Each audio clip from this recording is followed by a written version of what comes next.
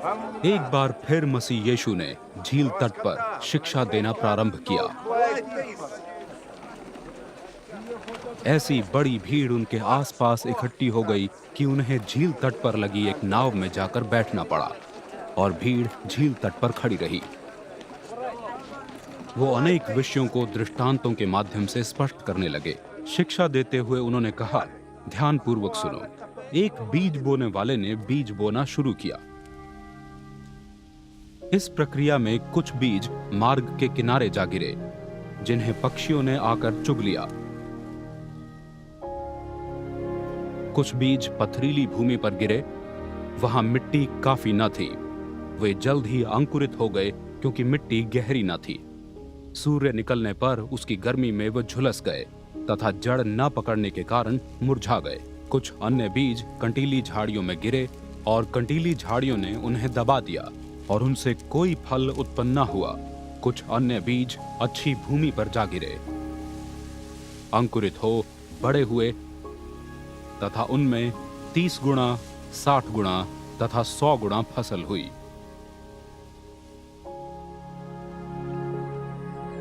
मसीह यीशु ने आगे कहा, जिस किसी के सुनने के कान हों वे सुन ले। जैसे ही शिष्यों और अन्य साथियों ने मसीह यीशु को अकेला पाया, उन्होंने मसीह यीशु से दृष्टांतों के विषय में पूछा।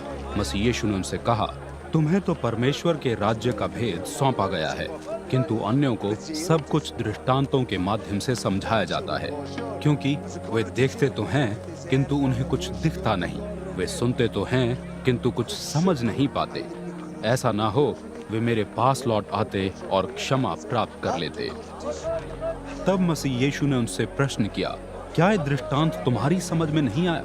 तब तुम अन्य सब दृष्टांतों का अर्थ कैसे समझोगे? बीज बोने वाला परमेश्वर के सुसमाचार को बोता है। मार्ग के किनारे की भूमि वे लोग हैं जिनमें सुसमाचार बोया तो जाता है, किंतु जैसे ही वे उसे सुनते हैं, शैतान आकर उस बोए हुए सुसमाचार को उठा ले जाता है।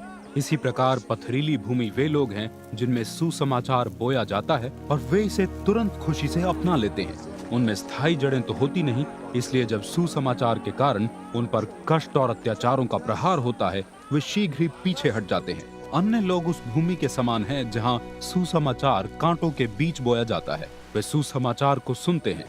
संसार की चिंताएं, धन संपत्ति का छलावा तथा अन्य वस्तुओं की लालसाओं का प्रवेश उस सुसमाचार को दबा देता है, जिससे उसका फलदायी होना असंभव हो जाता है।